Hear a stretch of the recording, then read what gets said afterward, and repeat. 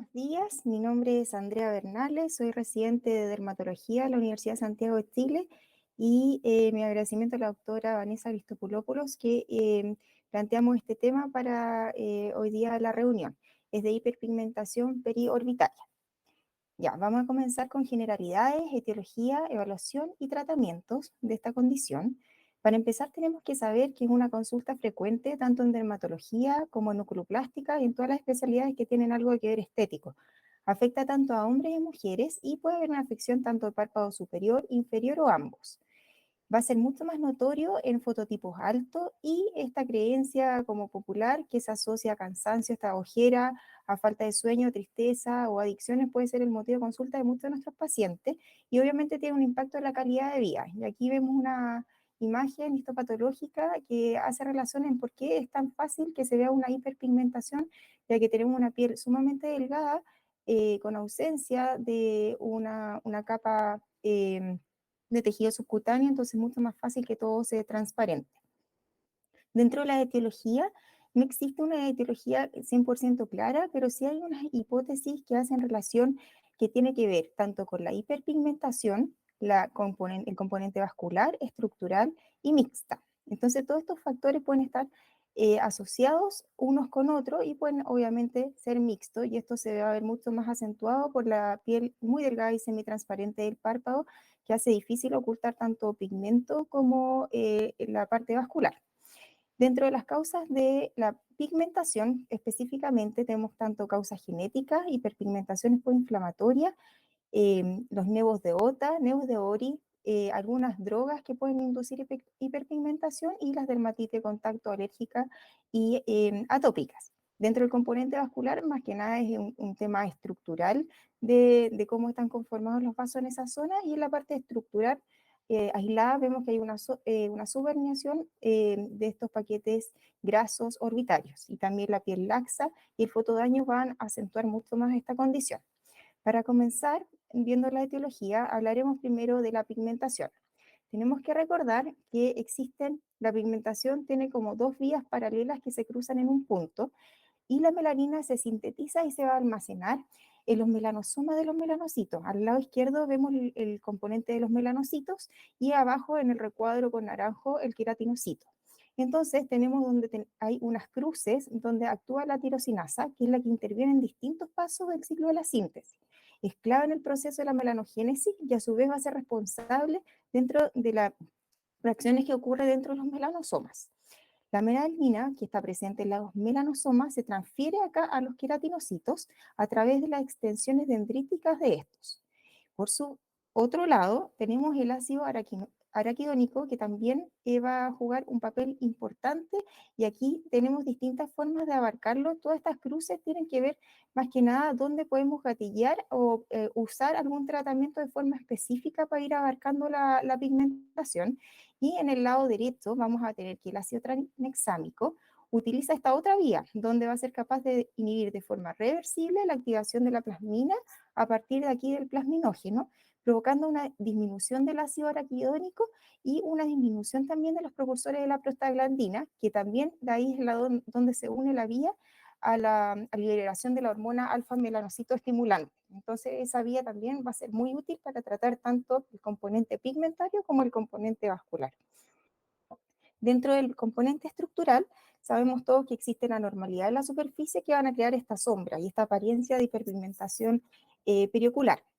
Tenemos la prominencia del músculo orbicular, las estructuras vasculares, la laxitud de la piel, la depresión del valle de la lágrima, el edema periorbital, la pseudoherniación de la grasa orbitaria, ausencia de tejido subcutáneo y todos los cambios que se acentúan mucho más con la edad en este tercio superior del rostro y tercio medio. Dentro de la etiología vascular, sumamente clara, que es la ubicación superficial de la vasculatura, es la que nos va a jugar en contra, y esta piel delgada también y asociada al edema va a hacer que se acentúen mucho más los vasos a este nivel. Entonces, esto, ¿para qué nos va a servir saber toda esta etiología? Más que nada para tener algunos tips en cuando evaluemos a los pacientes y saber cuál es el componente que prima en él y cuál es el tratamiento más adecuado. Entonces, primero, para evaluar la coloración de la piel es útil utilizar una luz directa frente al paciente. Si logramos que con esta luz desaparezca esta coloración, va a referirse a una etiología más bien estructural. Cuando vamos a retraer manualmente el párpado inferior, si vemos que se acentúa el color violáceo, nos indica que hay una etiología vascular en que está causando esta como hiperpigmentación periorbitaria. Si tenemos depósito de pigmento, por el contrario, no se va a modificar y se va a mantener igual. Y la etiología estructural también se va a mejorar un poquito haciendo una leve tracción del párpado inferior. Y tenemos el tercer elemento, que es la utilidad de la dermatoscopía, que en la foto a la derecha vemos que en este paciente tiene un alto componente pigmentario, donde se ve esta pseudo red de pigmento asociado en el borde libre de las pestañas al componente vascular. Entonces, vemos en este paciente una foto, las de arriba en su estado basal y abajo haciendo una retracción. Vemos que mejora tenuemente el componente y esto nos ayuda un poquito y con la luz a ver que hay un componente estructural, pero sin embargo en la foto D vemos que se acentúa el componente vascular. Entonces nos habla más que nada de una etiología mixta. Y este cuadro a mano derecha nos va a hacer un resumen de como la semiología que nos ayudaría a describir cada una de ellas. ¿Para qué es útil, como habíamos dicho? Para saber qué tratamientos podemos utilizar en estos pacientes. Cuando hablamos de una etiología pigmentada, tenemos distintas opciones de tratamiento. Vamos a ir viendo a lo largo de la presentación la hidroquinona, los retinoides, el ácido cógico, ácido celaico, vitamina K con cafeína, arbutin y los tratamientos láser, que los vamos a ver al final de la presentación. Para el componente vascular tenemos la luz pulsada de colorante, el láser NADJAK, vitamina C, entre otros. Y el componente estructural, aquí se describen tanto peeling y obviamente algunos láser de tipo fraccionado y la blefaroplastía y el uso de fillers que no los veremos en esta presentación. Entonces, hablando de la terapéutica, vamos a dirigirnos, estos son todos los tips, o sea, todos los ítems que se pueden utilizar para el tratamiento de esta condición y nos vamos a centrar la presentación tanto en los tratamientos tópicos como en los láser. Ya, primero vamos a empezar con la reina de los despigmentantes, muy ampliamente conocida, la hidroquinona. Eh, el mecanismo de acción de la hidroquinona va a inhibir la síntesis de la tirosinasa, que era en el cuadrito inicial que habíamos visto que estaba tachado en una X, impidiendo la transformación de la tirosina en dopa, y va a inhibir así la síntesis de ADN y de RNA, aumentando la degradación de los melanosomas y destruye los melanocitos. Y es importante que debido a su alto efecto que tiene, es sumamente importante utilizar una pantalla solar y decirle al paciente que todos estos tratamientos que son fuertes en el tema de despigmentante tienen el riesgo de hiperpigmentación postinflamatoria porque causan inflamación y a la vez, en especial la hidroquinona, tiene el riesgo de producir una acronosis exógena, que es lo que vemos a mano derecha abajo, que se utiliza mucho para el melasma y toda la pigmentación, pero cuando se usa de manera no consciente por periodos largos de tiempo, produce este oscurecimiento progresivo en el área donde se aplica, dando un color gris pizarra de muy difícil manejo.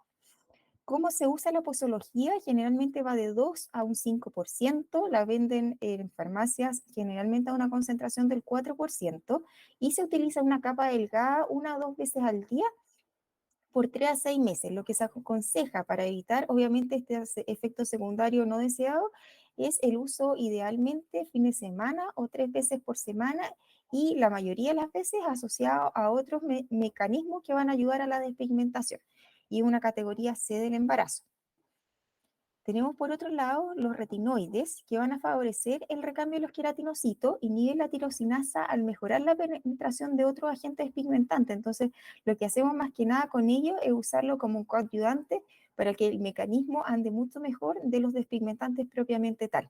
Importante conocer que todos los retinoides causan una inflamación importante en la piel, por lo tanto tenemos que decirle a nuestros pacientes que tienen que iniciar de manera gradual, idealmente 3 veces por semana, con una concentración bien poco en cantidad, y que se vaya haciendo más gradual hasta usar este medicamento todas las noches para lograr un mejor efecto, porque tiene un efecto peeling, ¿ya? Y se usa en concentración del 0,1% al 1% y hay que informar que va a causar descamación e irritación. y por eso lo podemos atenuar con el uso paulatino.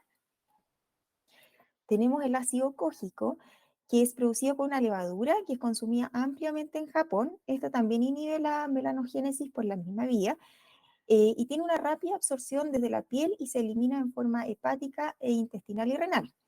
Va en concentraciones del 0,5 al 4% y este se puede usar 2 veces al día con mínimo de 3 meses. Y otra cosa importante decir a los pacientes cuando usan despigmentante es que no verán un cambio a corto plazo y tiene que ser un tratamiento de uso crónico porque si ya hay una hiperpigmentación, el paciente ya está propenso a hacer pigmentaciones de otra causa.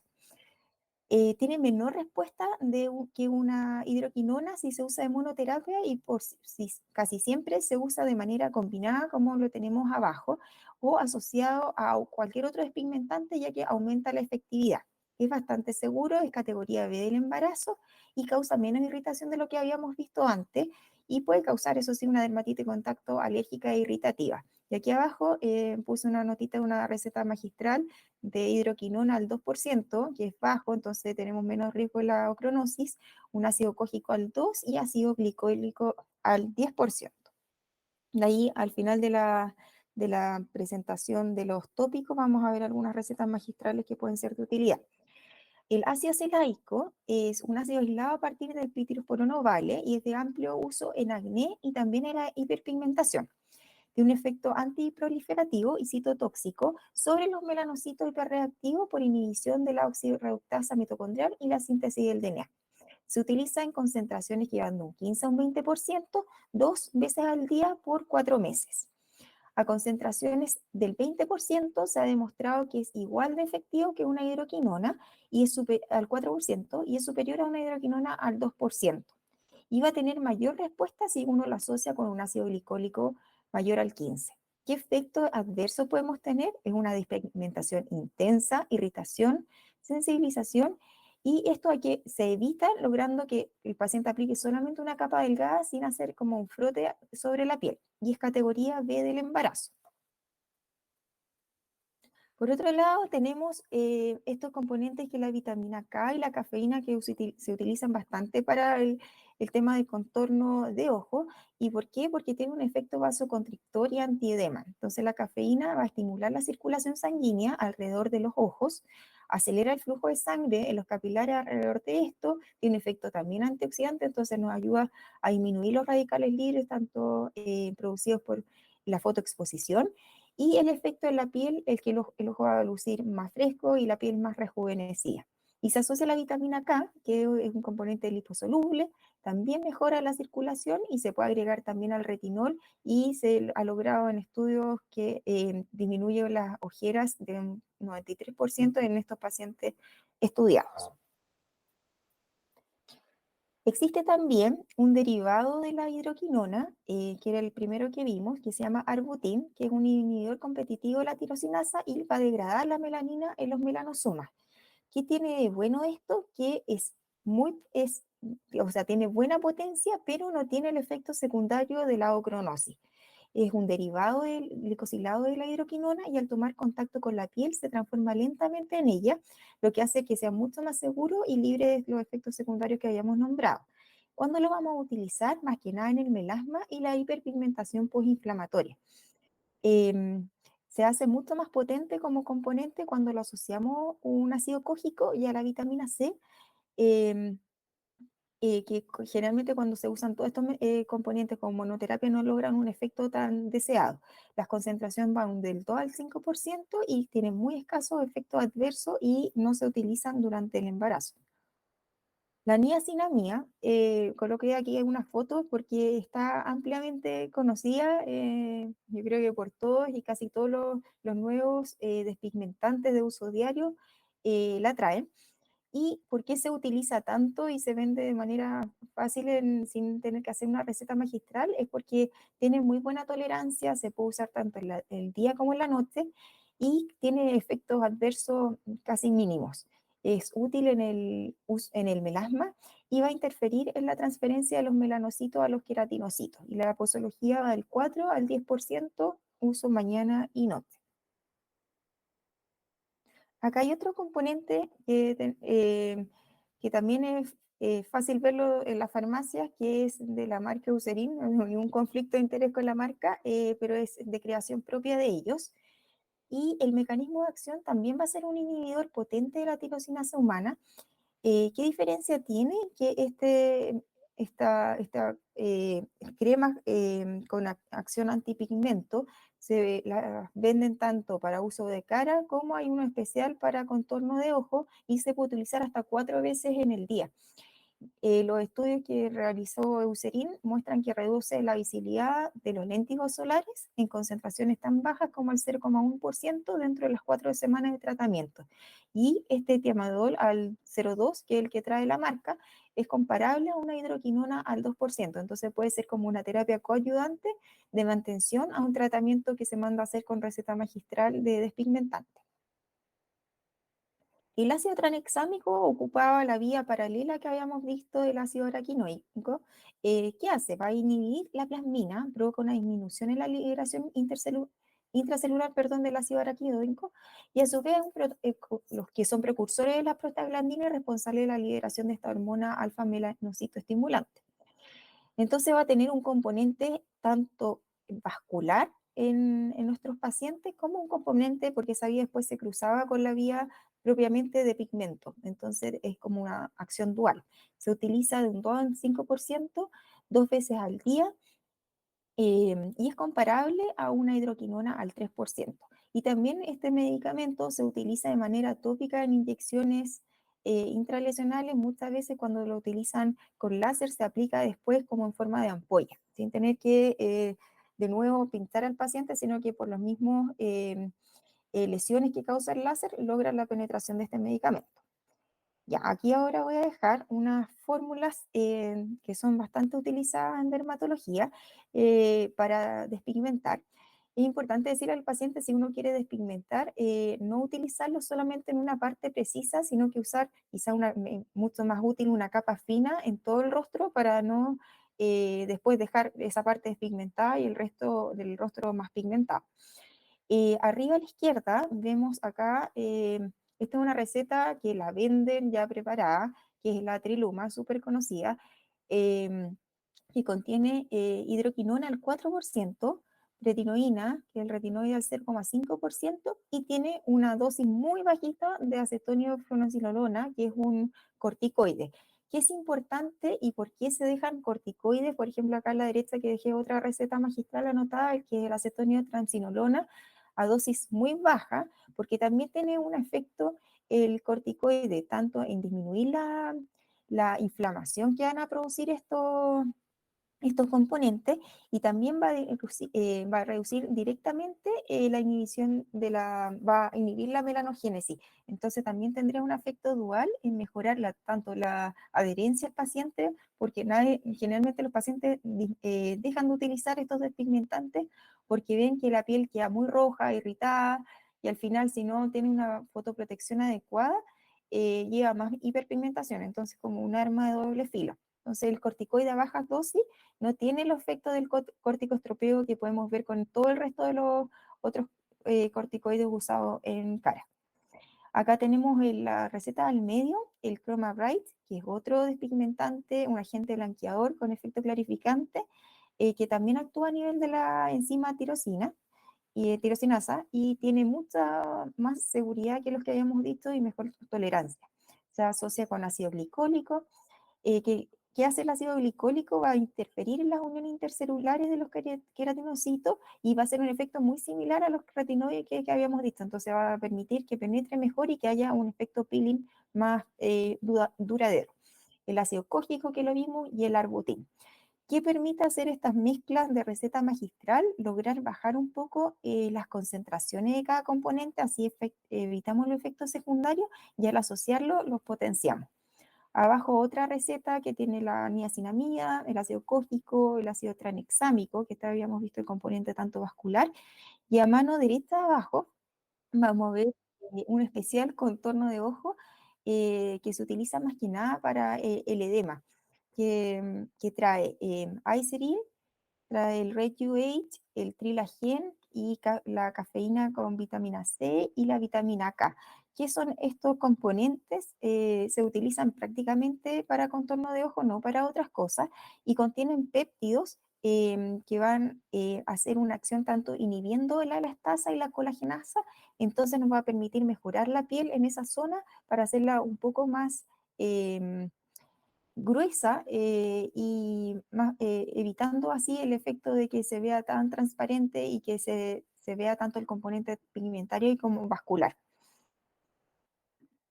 Ya, ¿qué es importante antes de pasar al otro paso, que son los láser? Es saber y decirle al paciente que cualquier despigmentante nunca va a funcionar si no hay una completa fotoprotección. Y la fotoprotección al paciente que está con estos tratamientos tiene que ser cada 2 a 3 horas, con un factor de protección solar 50. Esta es una receta magistral que se utiliza y se indica por lo menos a los dermatólogos que hacen láser, usar 3 semanas antes del tratamiento del láser para preparar la piel, para evitar la hiperpigmentación poinflamatoria que es bien frecuente en todos los tratamientos láser. Y se utiliza en la noche y contiene ácido glicólico, ácido cógico, arbutín, tranexámico, alfa-bisabolol, que es un derivado de la manzanilla, entonces calmante para la piel, el Chroma Bright y las ceramidas al 1%. Ahora, pasando al otro tema que vamos a hablar, los láser. Primero que todo, tenemos que saber que los láser como tratamiento tienen 3 características particulares que le otorgan esta propiedad de ser láser. Primero, en relación a la luz que se emite, es una luz colimada y paralela, o sea, es unidireccional. Es monocromática, con una longitud única de onda de un solo color y que tiene un cromóforo blanco que va a ser aquí detectado hacia la hemoglobina y la melanina. Y es coherente unidireccional, ¿qué quiere decir eso? Que todas las ondas están acopladas a una longitud de onda, amplitud y número, y todas están en la misma fase de tiempo y espacio. Y eso lo va a hacer distinto de lo que conocemos como la luz pulsada intensa. Entonces, la luz pulsada intensa como ítem propio no es un láser y se va a tratar un tipo especial de lámpara, el IPL, de lámpara de Flatts, que a diferencia del láser va a emitir un haz que es policromático de alta intensidad, no es coherente y no es colimado, con longitudes de onda de un espectro visible. O sea, tiene las características básicas del láser son completamente distintas que el IPL. Sin embargo, se puede muchas veces utilizar para mismos fines. Entonces, cuando hablamos de láser, ¿qué es importante saber? Y esto no se nos puede pasar a ninguno, que existen contraindicaciones. Muchas veces pueden que no sean absolutas, pero es importante saber en qué tipo de paciente uno tiene que tener ojo y en qué tipo de paciente uno no puede utilizar láser. Más que nada tiene que ver con los medicamentos fotosensibilizadores que el paciente esté tomando tetraciclina, esquinolona, tiazida, furosemida. El paciente esté con tratamiento con isotretinoína en los últimos 6 meses. Ahora último se está usando ciertos tipos de láser para manejo del acné aún en estado activo, pero ahí hay que tener mucho más cuidado. El lupus es una de las patologías más fotosensibles, entonces cualquier tratamiento que cause esta disrupción de la piel a través de la luz lo va a encender aún más. Patologías que tengan fenómeno de Kevner, esto tiene que ser que son patologías que al mínimo roce o traumatismo replican la patología que tienen, por ejemplo, el vitiligo, la psoriasis y el lichen Ruber plano, y el embarazo. Y qué otra cosa importante de siempre recordar, que los pacientes que tienen antecedentes de herpes tienen que tener profilaxis con valciclovir en caso de realizarse algún tratamiento. Dentro de los parámetros del láser tenemos que conocer que la forma de energía de un láser se expresa en joules. La potencia se va a referir a la cantidad de energía metida en joules por segundo y la vamos a expresar en vatios. Cuando hablamos de spot, se habla del diámetro del haz en la superficie cutánea, y cuando hablamos de fluencia es la energía administrada por la unidad de área. Y según la emisión de la luz, esta luz puede ser de manera continua, puede ser con pulsos largos, ultrapulsos y los Q-switch. Los Q-switch que se traduce en eso, que van a producir impulsos cortos con una potencia máxima y muy alta, como vemos en estos PIC, y puede cambiarse repentinamente, es decir, conmutarse para producir ráfagas de luz muy breves pero intensas. Estos pulsos cortos que van a lograr y de alta potencia que son muy útiles en la eliminación selectiva, por ejemplo, de los tatuajes, las lesiones pigmentadas y van a limitar al mismo tiempo el daño térmico que ocurre en los tejidos perdón, los tejidos que están anexos. Entonces, algo efectivo, pero a la vez seguro. Ya, el siguiente cuadrito nos va a resumir cómo la profundidad de que actúa cada láser en nanómetros y esto en relación a va a ser nuestro objetivo a tratar. Por ejemplo, las lesiones vasculares sabemos que van a ir entre los 418 a los 600 nanómetros. Entonces, ¿qué tipo de láser nos va a ayudar? Para las lesiones vasculares más superficiales, los que están en este espectro. Pero también cuando tenemos lesiones vasculares más profundas, nos puede ayudar, por ejemplo, el NADTIAC. Y cuando hablamos de lesiones pigmentadas, aquí se usa mucho el Q-Switch, que era la tecnología que hablamos recientemente, que son intensas pero de corta duración, y los láser que son el PDL, perdón, el Alexandrita, el diodo, el NADYAC, y también es útil en esta, tanto componente vascular como pigmentado, la luz de la IPL, que habíamos hablado, que va entre 415 a 755 nanómetros. Y acá al lado derecho, se me olvidaba de mencionar, está el CO2. Entonces, cuando hablamos de dónde y el Erbium YAG, que son los dos láseres que son tipo ablativo y que solamente afectan la epidermis. Entonces, ahora voy a coloqué unas revisiones que se hacen en cuanto a la hiperpigmentación periorbitaria con estos tres componentes, vascular y del pigmento propiamente tal, y estructural. Y aquí vamos a ir viendo qué dicen los estudios de esto.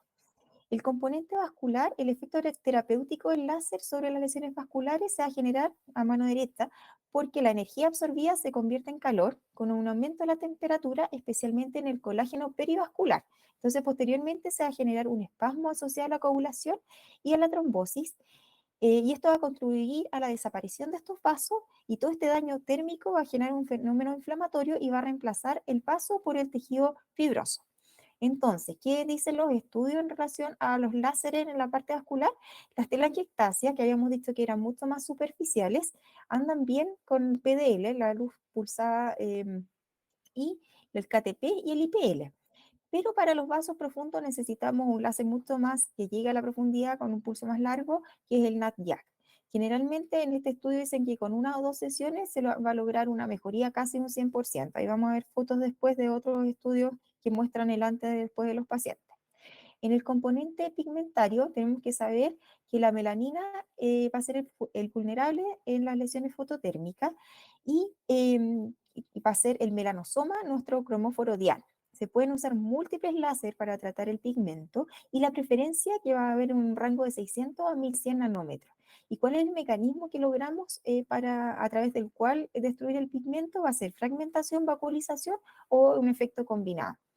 Los pigmentos target se utiliza más que nada el Q-Switch, los láser como el rubí, el alexandrita y el NADYAC. Y este es un estudio que hicieron los japoneses, que reunieron una serie de papers y vieron cómo era el efecto tanto en la parte clínica como en la parte histológica. Entonces es mucho más objetivo ver que en verdad hubo una reducción del pigmento en la histología de estos pacientes tratados, más de un 90% de los tratados presentó una mejoría de más del 50%. Y la recomendación son 3 sesiones, según los estudios que ellos realizaron. En la parte estructural, acá tenemos las dos opciones, tanto el resurfacing del láser ablativo como no ablativo. Los no ablativos, tenemos que saber que hay un calor controlado en la dermis sin afectar la epidermis, o sea, hacen todo el efecto contrario a un CO2. Va a haber un reemplazo del colágeno dañado por luz solar por un colágeno nuevo, entonces así va a lograr reducir las arrugas finas a moderadas. ¿Y qué opciones tenemos en estos láseres no ablativos? El PDL, el NADYAC y el IPL. Por otra parte, tenemos los láser que son ablativos, que hablamos del CO2 y el herbio, que están indicados más que nada para fotoenvejecimiento, alguna discromía, no es el fuerte de estos láseres el tema del pigmento, cicatrices atróficas, arrugas o lesiones más que nada epidérmicas, como los siringomas, queratosis seborreica, y entonces va a ser una remoción de la epidermis a través de un daño térmico. Eh, ¿Qué más? En este estudio se mostró que con el CO2 un 50% de mejoría clínica a las 9 semanas, tanto en la textura y las arrugas, con escasa respuesta a la disminución de la melanina, porque ese no es el target que tiene este tipo de láser. Y qué es importante recordar y por qué esto hace hincapié más que nada en por qué es importante el uso de los despigmentantes previo al tratamiento con los láser, es porque se vio hasta un 30% de hiperpigmentación poinflamatoria en el uso del CO2. Entonces ahí es importante usar el tratamiento combinado. Este es otro artículo que habla también del tratamiento de la hiperpigmentación periorbital y lo que se vio es que los láser en general son los más publicados para el manejo de la hiperpigmentación periorbitaria. Vemos que el NAT-YAC es como el que va liderando el objetivo de la hiperpigmentación de origen vascular. Y los láser también, este NAT-YAC también juega un rol importante en la parte pigmentaria. Dentro de los tópicos que se analizaron de tratamientos en este artículo, los que dan mejor resultado y que son conocidos es la hidroquinona, perdón, y el ácido cógico, y que serum de vitamina C y uso de retinoide va a aumentar la síntesis de colágeno y el grosor térmico. Por lo tanto, también va a afectar un poquito a la parte estructural. Los peeling de alta concentración, que no lo vamos a hablar en esta presentación, pero tienen alto riesgo de hiperpigmentación postinflamatoria, entonces es un arma de doble filo. La blefaroplastía, por su parte, el gol estándar para el exceso de piel y bolsas grasas. Hay que decir a los pacientes que con estos tratamientos tópicos, esas bolsitas grasas no van a disminuir, sino que va a mejorar un poco la calidad de la piel. Eh, Cuando hablamos de pigmento propiamente tal, los tratamientos tópicos muestran superioridad versus los láser, pero cuando hablamos del componente vascular, los láser son mucho más superiores que los tratamientos tópicos. Y en este otro artículo, que lo separa más que nada por cada láser y cómo responde cada uno, el IPL dicen que con 2 a 5 sesiones se logra una mejoría hasta un 80% y el efecto se puede ver hasta al año de seguimiento. El NAC-YAC, por su parte, estudios demuestran que cuando se usa en monoterapia, es en monoterapia y una sesión no va a mostrar ninguna mejoría clínica, y esto es importante también decirle a los pacientes que son necesarias mucho más de una sesión y el tratamiento combinado para tener una mejoría clínica. Y aquí vieron que con 8 sesiones de monoterapia se logra una disminución de la pigmentación de hasta un 86%. Y todo esto obviamente tiene eritema y edema como efecto secundario. El láser rubí, aquí los combinan con tanto láser rubí como con tratamientos tópicos de tretinoína con hidroquinona y disminuye la hiperpigmentación, perdón, inflamatoria. El láser alexandrita, por otro lado, que habíamos visto que está como en la mitad de la longitud de onda de los otros láser, con 3 sesiones, con intervalo de 3 semanas, se reduce hasta un 85% la pigmentación y los pacientes quedan un 70% con satisfacción del resultado. Casi todos los láseres que hemos visto logran como alrededor de un 80% con 3 o más sesiones. El láser Erbium, que es de los que son ablativos, es utilizado en pacientes que presentan dermatitis atópica y con 2 sesiones eh, andan bastante bien con una mejoría clínica de un 70% aproximadamente. Y con el CO2 vemos que con 3 sesiones se mejora la elasticidad de la piel, las arrugas y una leve disminución de la melanina, que eso dijimos que no era el target de este tratamiento. Y el pero es que se reporta hiperpigmentación postinflamatoria en este estudio hasta un 46% y llega a un 100% en fototipos altos. Entonces, esos pacientes tienen que sí o sí pretratarse con el tratamiento tópico. Y aquí hacen hincapié en lo mismo, que es importante el tratamiento con despigmentantes en conjunto. Ya, acá son unas fotos, no son de los mismos estudios, porque los otros estudios solamente se referían más que nada a análisis estadístico, sino que son de otros estudios que muestran tratamientos, en este caso con el NAT-YAC. Vemos la paciente arriba a la izquierda, previo al tratamiento y 3 meses después de las sesiones.